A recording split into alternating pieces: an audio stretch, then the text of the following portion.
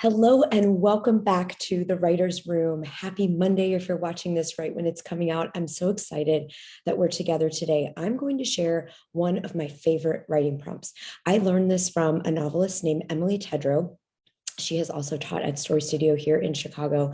And it's one of those great little tools to have in your back pocket if you ever get stuck in what you're writing, any genre, a poem, an essay, a nonfiction book, novel, short story.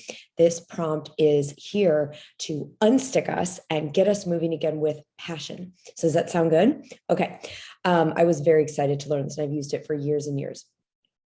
What the prompt speaks to is to imagine not only that we are the author of this work that we're doing, but we also pay attention to the fact that we have readers who, I believe, this is my personal take, have sourced the very book that you're writing. There are people out there who need the story or the methodology, the ideas, the inspiration that you've been called to share. I believe in this call and response between book and reader in the universe, because books have changed my life, a book saved my life, and it was like I found it exactly when I needed it, right? And I know many of you have shared your stories of similar experiences.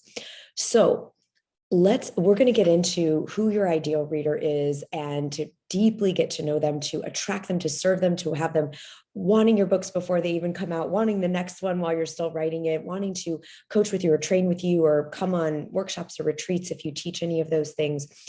In our upcoming workshop on November 29th. So definitely join me for that. The details are here with this video if you want to go much more deeply into truly understanding how to connect with your readers and find them, inspire them, serve them, and have them working with you, reading you for years and years to come. So as a fun way to start thinking about that, just to remember that we have readers. It can feel very isolating and you're writing your work and you're not thinking about that at all. And that's okay. You don't need to, but it can be useful to imagine, this person or hundreds of persons or thousands or millions of persons that you're writing to.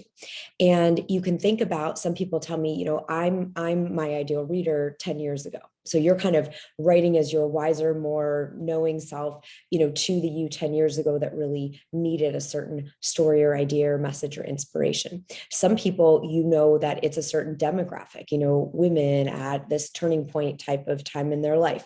It might be stay-at-home dads. Some of you, it's more of a psychographic, right? We're going to get into all of this at the workshop, but maybe it's more, people who have experienced a loss, or people who have decided to start their own business, or people who want to become vegan. It could be, so they can be demographics, they can be psychographics, people who feel bored with creating material wealth and they're passionate about a cause and creating a legacy. That'd be a psychographic. They could be any age, any background, any gender, but they have that in common.